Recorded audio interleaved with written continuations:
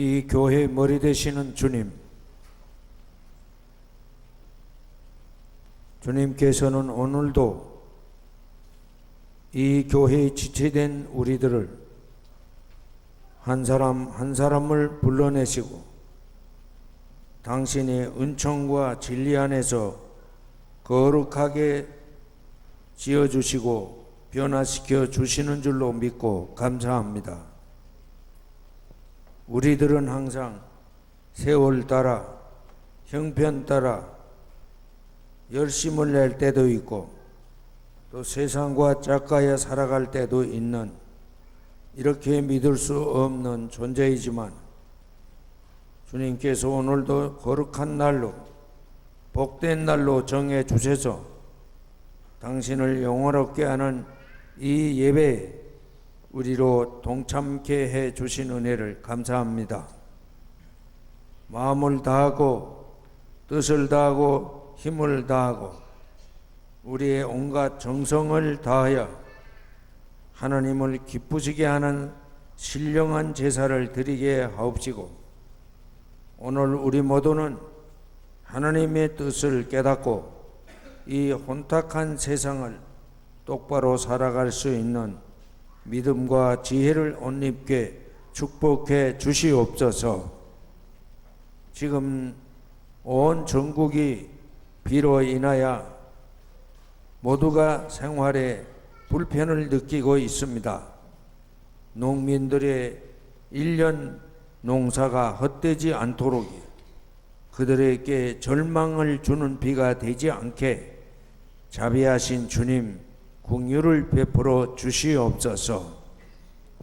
주여, 이 비가 이 땅을 적시고 만물에 새로운 생명의 기운을 충족시켜 주는 것처럼 이 시간에 우리의 예배를 받으시는 주님, 당신의 성령으로 우리의 영혼을 소생시키사 우리의 심성이 변화되고 우리의 생활에 그리스도의 향기가 풍기도록 축복해 주시옵소서. 예배 전부터 마칠 때까지 하나님을 영화롭게 하고 하나님이 우리 가운데 임재하시기를 기뻐하시는 그런 놀라운 은혜가 충만하게 해 주시기를 간절히 바라옵고 원합니다. 입으로만 주여 주여 하는 사람 되지 말게 하시고 가는 데서마다 행하는 일마다 주님의 존귀하심과 영광을 더럽히고 욕되게 하는 죄인이 되지 말게 도와주시옵소서. 우리는 우리의 마음뿐만 아니라 우리가 가지고 있는 것들까지라도 다 하나님을 기쁘시게 하는 데 쓰는 주님의 충성스럽고 믿음직스러운 청지기들이 되게 해 주시옵소서. 내가 많이 가진 것 때문에 사람들에게 따돌림을 당하거나 비웃음을 당하지 않게 하시고 내 가지고 있는 것 때문에 불행을 겪는 사람, 가난에 시달리는 사람, 병에 고통받는 사람, 애로운 가운데 살아가는 우리의 어린 학생들과 노인들, 그들을 모두 복을 나눠 갖는 역사가 일어나게 도와주시옵소서. 자비하신 주님, 우리는 하나님 앞에 약속하고도 11조의 헌금을 도둑질하는 죄인들이 너무 많음을 주님 앞에 고백합니다. 용서해 주시옵소서. 진실로 하나님의 것은 하나님께 돌리며 하나님께로부터 받은 바 은혜로 풍성한 삶을 살아갈 수 있는 복을 내려 주시옵소서. 자비하신 주님, 우리는 우리의 건강을 하나님의 선물로 믿고 감사하는 예배를 드리게 해 주시옵소서. 우리가 여기저기 다니는 일까지도 그리스도께서 보내시는 일이 되어 사람들에게 구원의 냄새를 풍기고 진실로 주의 빛을 바라는 인생을 살아가게 도와주시옵소서. 이런 은총이 저 북녘에도 내리고 또 내리게 해 주시옵소서. 예수님의 이름으로 기도합니다. 아멘.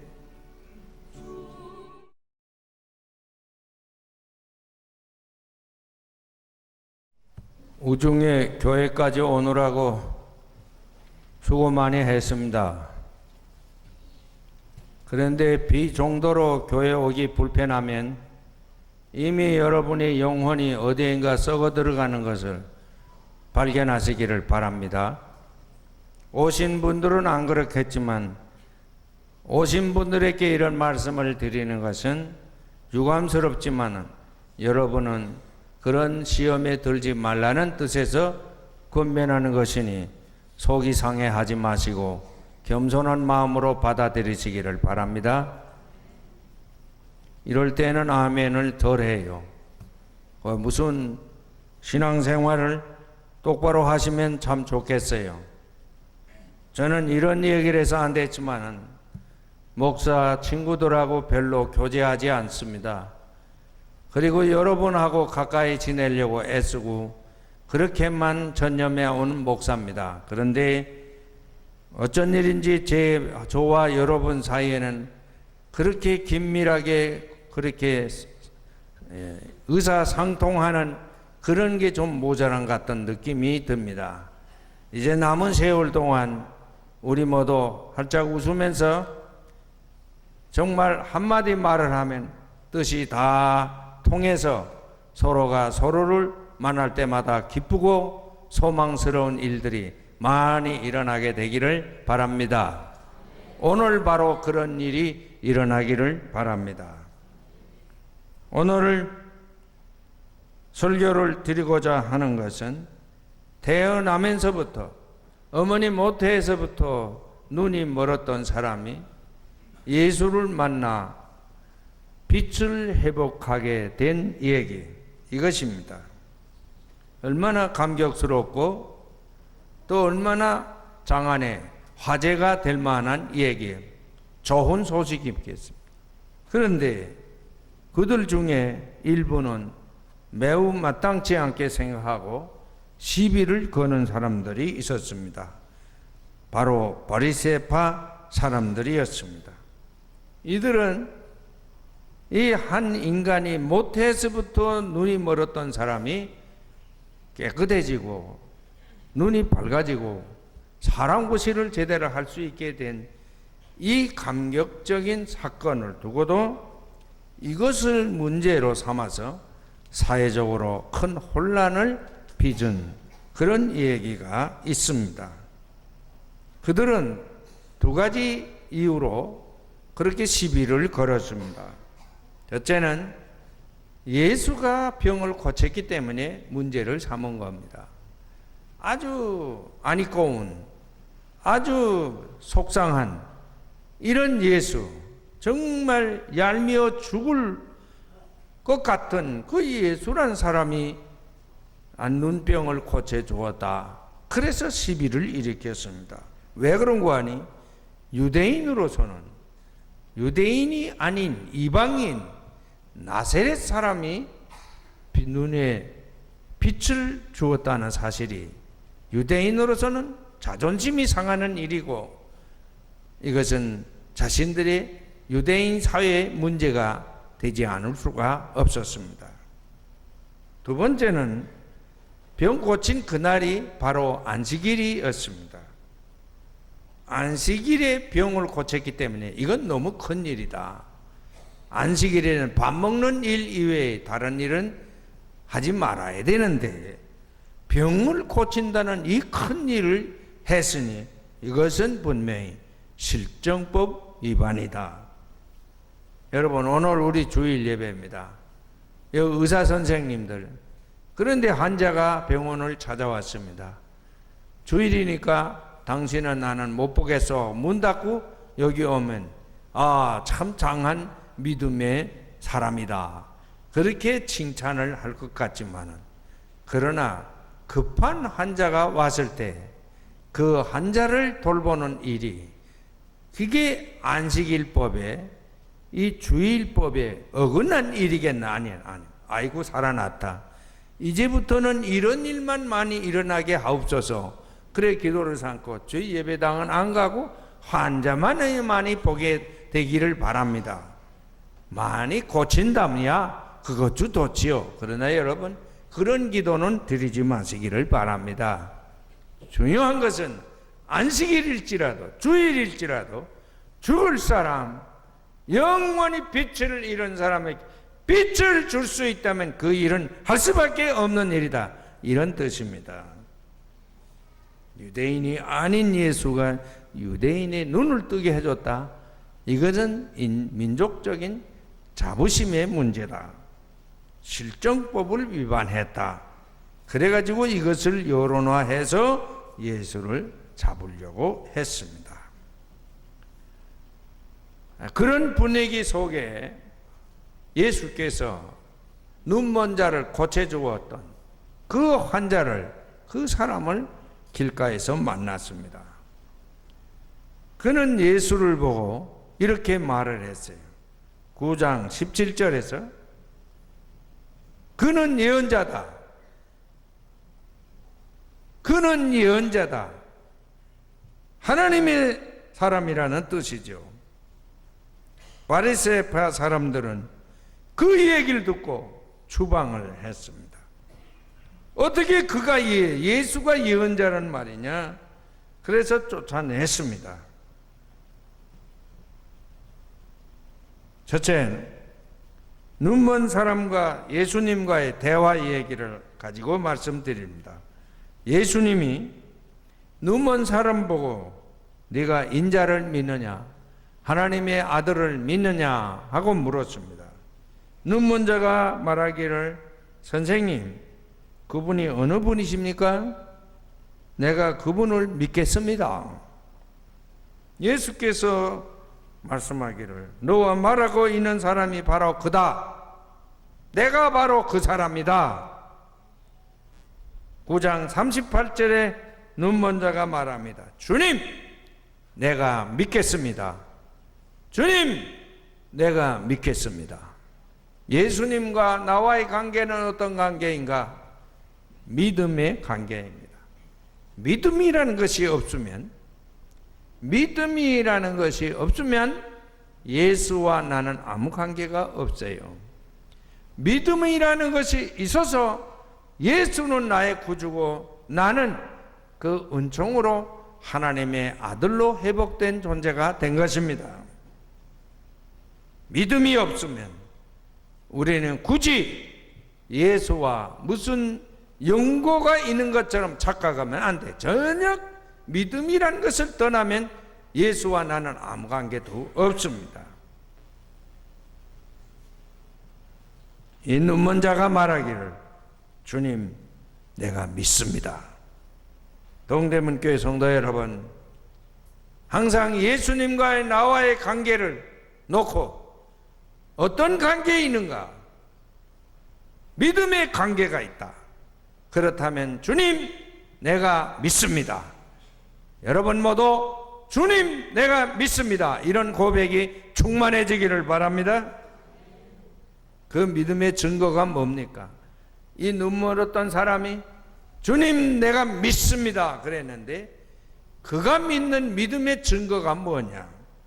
9장 33절에 그분이 하나님께로부터 오신 분이 아니라면 아무 일도 하지 못하였을 것이다. 그분이 하나님께로부터 오신 분이 아니라면 어떻게 내 눈먼 것을 깨끗하게 볼 수 있게 하였겠느냐? 그런 말씀입니다. 그의 믿음의 내용은 주님, 내가 믿습니다 했는데 뭘 믿는단 말이냐? 당신이 하나님께로부터 온 분임을 믿습니다. 여러분, 우린 모두 예수 믿는 사람이야. 예수는 하나님께로부터 오신 분입니다. 믿으시기를 바랍니다.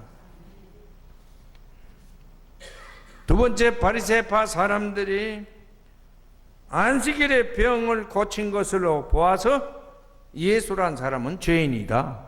죄를 범했으니 그러니 마땅히 제거해야 한다.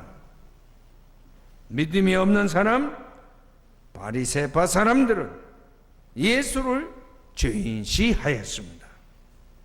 눈먼 자의 믿음의 내용은 그는 하나님께로 온 분이라는 것이었는데, 바리새파 사람들은, 믿음이 없는 사람들은 예수를 죄인으로 정죄했습니다. 동대문에 사랑하는 가족 여러분, 우리가 믿는 예수님은 하나님께로부터 우리에게로 오신 분이다. 그분으로 믿으시기를 바랍니다.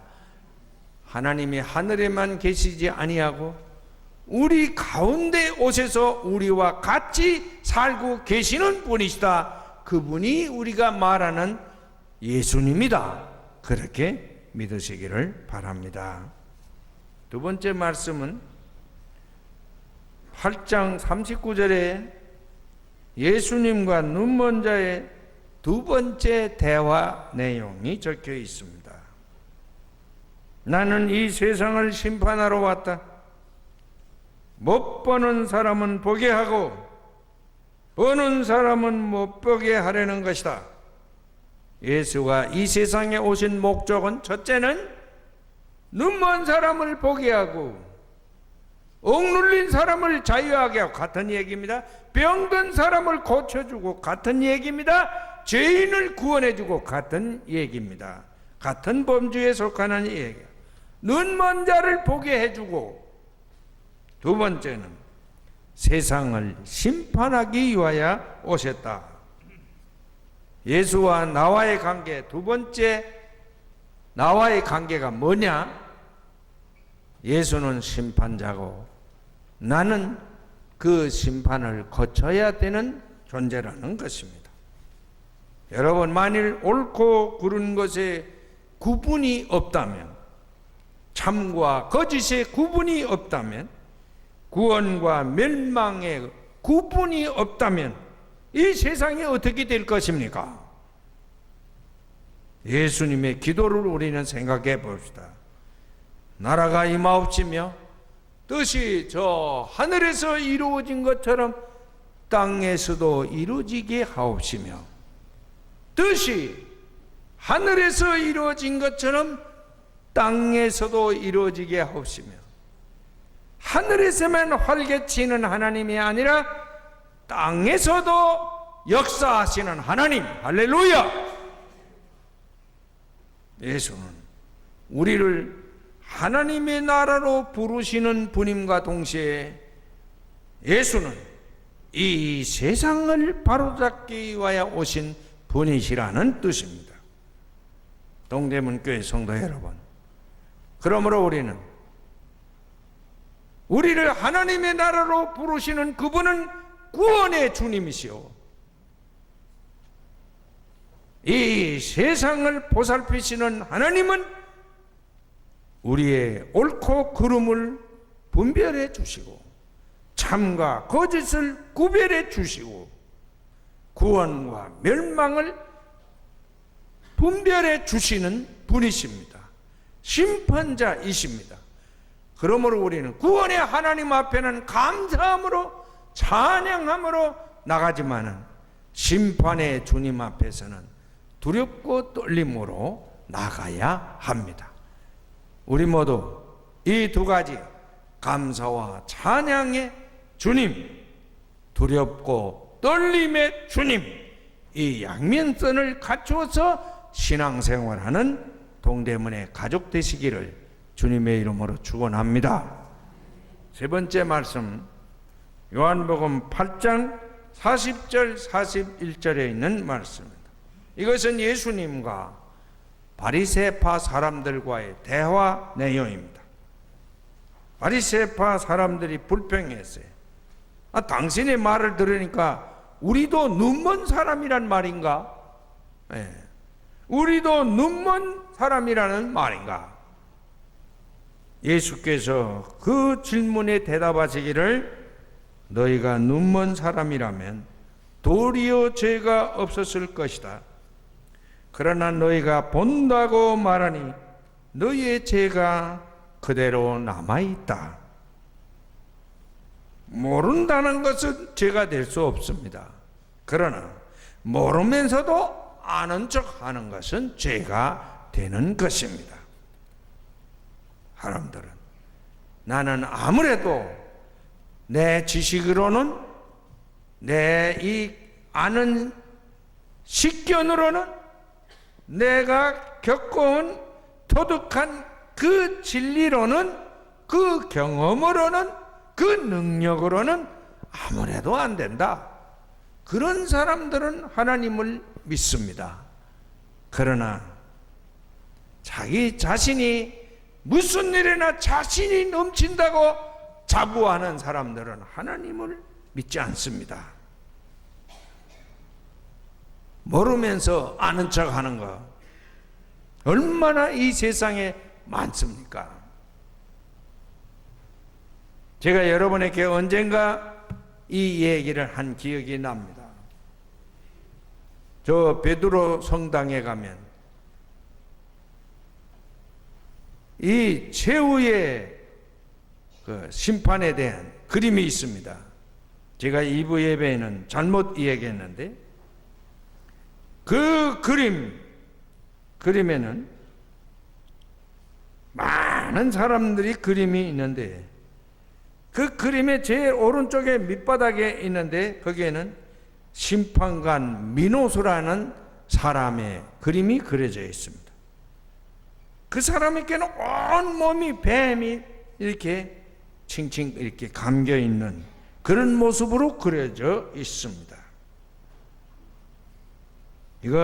이 거룩한 성단에서 이야기가 안 됐지만은 그 미노스 심판관의 국부는 뱀이 물고 있는 그런 아주 창피스러운 모습까지 그려놨습니다. 베드로 성당의 벽화라고 그러면 그림 중에 거룩한 그림일 텐데도 그런 추하고 그런 보기 사나운 그림도 그려놨습니다. 그 심판관 미노스는 누구를 상징하는 것인가? 교황청의 모든 의례 행사를 주관하는 의전장, 높은 사람이죠.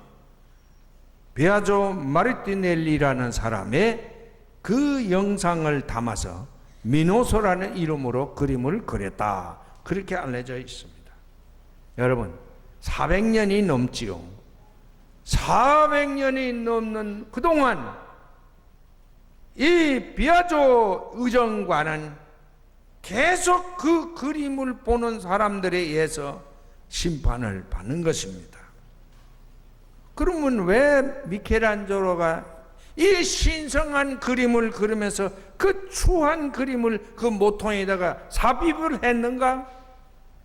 이 의전장은 자신의 권위를 믿고 미켈란젤로가 그림을 그리면 시시때때로 찾아와서는 이것은 틀렸다, 저것은 고쳐라 하면서 간섭을 자꾸 하는, 그림을 대해서 아는 것처럼 자꾸 간섭하는 거예요. 미켈란젤로가 볼 때에는 그림에 대해서는 아주 쌍무식한 사람인데 자꾸 그런다는 것입니다. 그래서 미켈란젤로가 그 벽화를 그리면서 그의 온 몸에는 뱀이, 마지막 날에 너는 이렇게 된다, 그렇게 그랬다고 합니다. 모르면서 아는 척 하는 사람, 없으면서 있는 척 하는 사람, 눈은 가졌어도 진실을 보지 못하는 사람, 그런 사람은 진짜 눈 먼 사람이라고 말씀했습니다. 동대문교회 사랑하는 성도 여러분, 사도 바울이 우리에게 권면했습니다. 세월을 아끼라.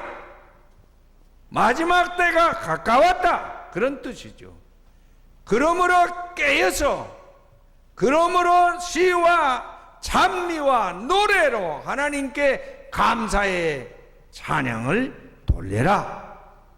오늘도 여러분 날마다 주님께 감사하며 자기 자신을 올바르게 성찰하며 여러분 심판의 하나님 앞에서 올바르게 설 수 있는 동대문의 가족 되시기를 주님의 이름으로 축원합니다.